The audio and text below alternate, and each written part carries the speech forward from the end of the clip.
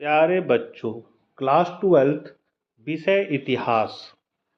Jack से संबंधित pre board हो या फिर final exam, chapter by chapter इतिहास के पीजीटी शिक्षकों द्वारा महत्वपूर्ण प्रश्न जो परीक्षा के लिए बहुत ही महत्वपूर्ण है तैयार किया गया है, जिसको इस वीडियो के माध्यम से आप लोगों को बताऊंगा। चैनल पर पहली बार होंगे तो ज़रूर सब्सक्राइब कर ले, क्योंकि इसी तरह की वीडियो आपको इस चैनल के माध्यम से मिलती रहेगी। तो चलिए हम लोग आज कुछ नया सीखते हैं। तो क्लास 12 इतिहास का ये दूसरा चैप्टर है, राजा, किसान और नगर, आरंभिक राज्य और अर्थव्यवस्थाएं। ऑब्जेक्टिव क्वेश्चन से शुरू किया गया है। पहला क्वेश्चन है, अशोक के अभिलेख को सर्वप्रथम कब और किसने पढ़ा? तो 1838 में जेम्स प्रिंसेप ने पढ़ा था इसको, प्रिंसेप। दूसरा क्वेश्चन है, अभिलेखों में देवनाम पियदसी किस राजा को कहा गया? तो ये कहा गया है अशोक को।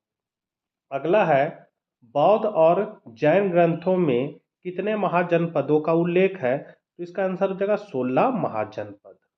मगध महाजनपद की राजधानी कहाँ थी? तो इसका हो जाएगा पाटलिपुत्र। मौर्य साम्राज्य या वंश के संस्थापक कौन थे? चंद्रगुप्त मौर्य।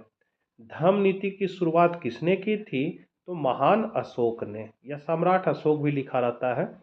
अशोक के अभिलेखों में कितने प्रकार के प्रांतों का उल्लेख है? तो 5 प्रांत का उल्लेख है। फूट डालकर विजय प्राप्त करने का कार्य सर्वप्रथम किस राजा ने किया था? तो अजातशत्रु ने। इंडिका नामक पुस्तक की रचना कौन किए? तो मेगास्थनीज। ये बहुत इंपॉर्टेंट है, बहुत बार एग्जाम में आया है, इसको जरूर से जरूर याद कर लीजिएगा।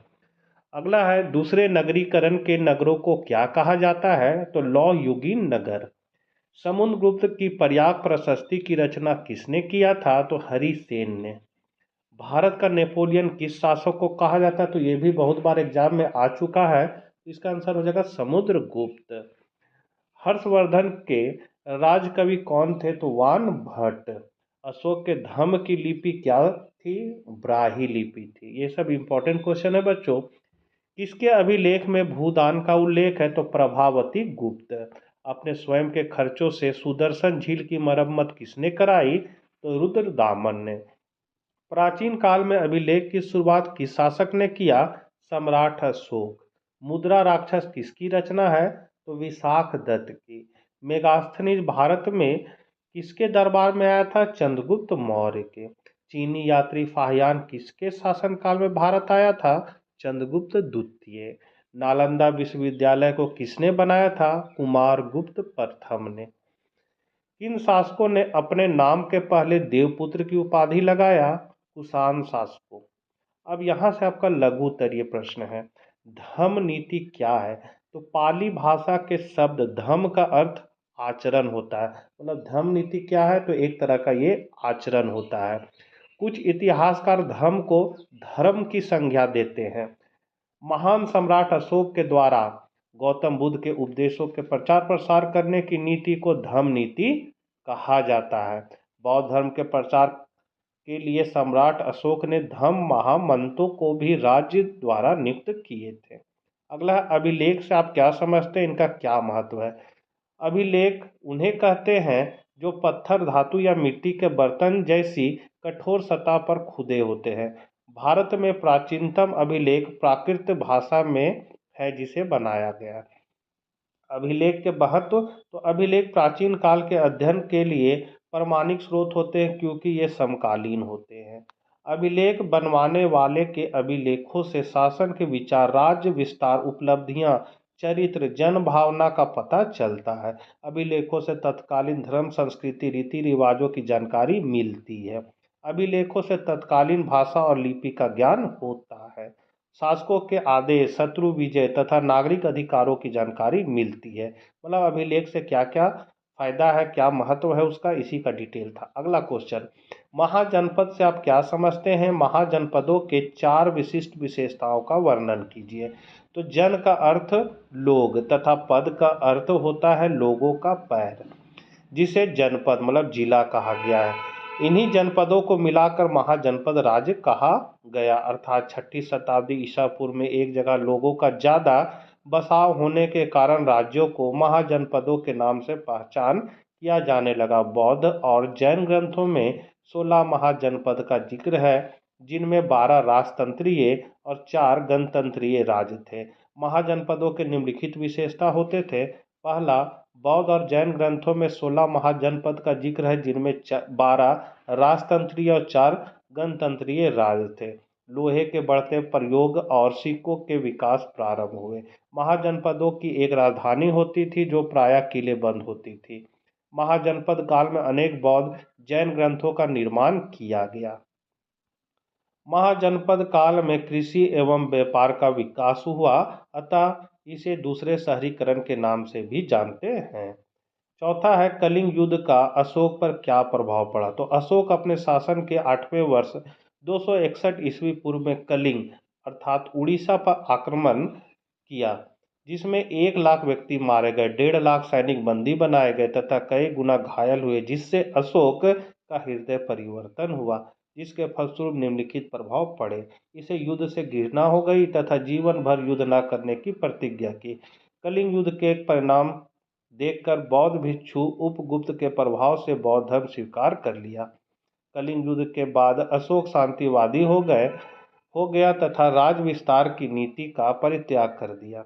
इस युद्ध के बाद हिंसा, शराब, मांस सेवन आदि बंद करा दिया। संयम, विचारों की पवित्रता, दया, दान, सत्य, सेवा आदि पर बल दिया गया। अशोक देवनाम पिपदसी की उपाधि धारण किया तथा राज्य में युद्ध घोष के स्थान पर धर्म घोष प्रारंभ हो गया।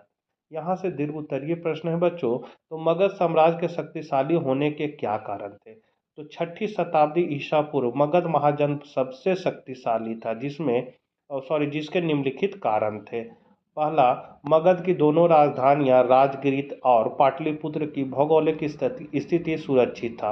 राजगीर 5 पहाड़ियों से घिरा था, जो पाटलिपुत्र गंगा, गंडक और सोन नदियों से घिरा हुआ था। दूसरा है, मगध में बिंबिसार, अजातशत्रु और महापद्मानंद, चंद्रगुप्त मौर्य तथा सम्राट अशोक आदि योग्य एवं महत्वाकांक्षी शासक थे। मगध महाजनपद में लोहे की उपलब्धता थी, जिसके कारण लोहे के हथियार एवं उपकरण आसानी से उपलब्ध होते थे। कृषि के लिए अच्छी उपजाऊ तथा उर्वरक भूमि थी, जिससे यहाँ के लोग अन्न उत्पादन में आगे थे। गंगा तथा उसकी सहायक नदियों के समीप होने के कारण जल मार्ग से यात्रा सस्ता एवं आसान था। मगध के क्षेत्र में घने जंगल होने के कारण हाथी काफी संख्या में पाए जाते थे, जिनका प्रयोग युद्ध में काफी महत्व था। हाथी से दलदल स्थान तथा दुर्गों को तोड़ने में काफी सहायता मिलती थी। छठा है, अशोक का धर्म क्या है, इसके मुख्य विशेषताओं को लिखिए, ये बहुत इंपॉर्टेंट है। तो अशोक का धर्म मानव का सामाजिक नैतिकता अर्थात आचरण से था, जिसमें अनेकों आदर्श व्यवहार समाहित थे। इनसे सदाचारी जीवन के साथ मध्यम मार्ग पर केंद्रित था, किंतु इसे मानने के लिए कोई दबाव नहीं था। अशोक के धर्म की मुख्य विशेषताएं निम्नलिखित हैं। पहला, महान अशोक का धर्म तत्कालीन सभी धर्मों का सार था। अशोक के धर्म में लोक कल्याण, नैतिकता, आचरण आदि अच्छी बातों पर केंद्रित था।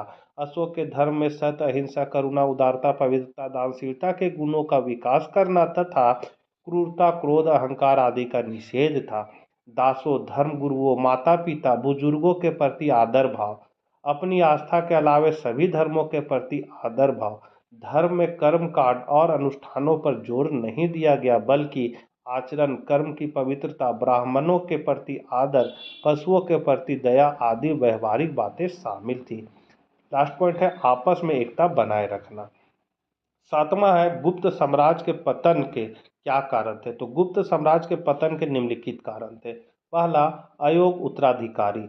स्कंदगुप्त के पश्चात प्रायः सभी गुप्त शासक दुर्बल एवं अयोग्य हुए, जिससे गुप्त साम्राज्य का पतन क्रमिक रूप से हुआ। दूसरा पॉइंट है, यहाँ से यहाँ तक यहाँ पर तीर लग जाएगा बच्चों। यहाँ से यहाँ फिर होगा उत्तराधिकार के निश्चित नियम।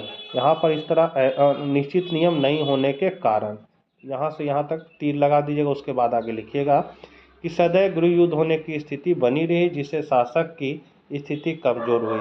फिर है, नई शक्तियों के उदय से केंद्रीय शक्ति कमजोर हो गया, जिससे स्वतंत्र राज्यों का उदय हुआ, जिन्होंने राजा के प्रभुत्व को चुनौती दिया। गुप्त काल में हुन आक्रमण इसके पतन का मुख्य कारण माना जाता है। 5वां पॉइंट है गुप्त प्रशासन सामंतों व्यवस्थाओं पर आधारित था। प्रशासकीय पदों का वंशानुगत होना भी पतन का एक कारण बना। गुप्त काल में कृषि पर अत्यधिक दबाव हो गया। उद्योग व्यापार और नगरों आदि के पतन होने से आर्थिक संपन्नता में कमी आई। तो इतना चैप्टर 2 में इम्पोर्टेंट क्वेश्चन है जो पीजीटी इतिहास के शिक्षकों द्वारा तैयार किया गया है। तो मिलते हैं नेक्स्ट वीडियो साथ, तब तक आज्ञा दीजिए। जय हिंद, जय भारत।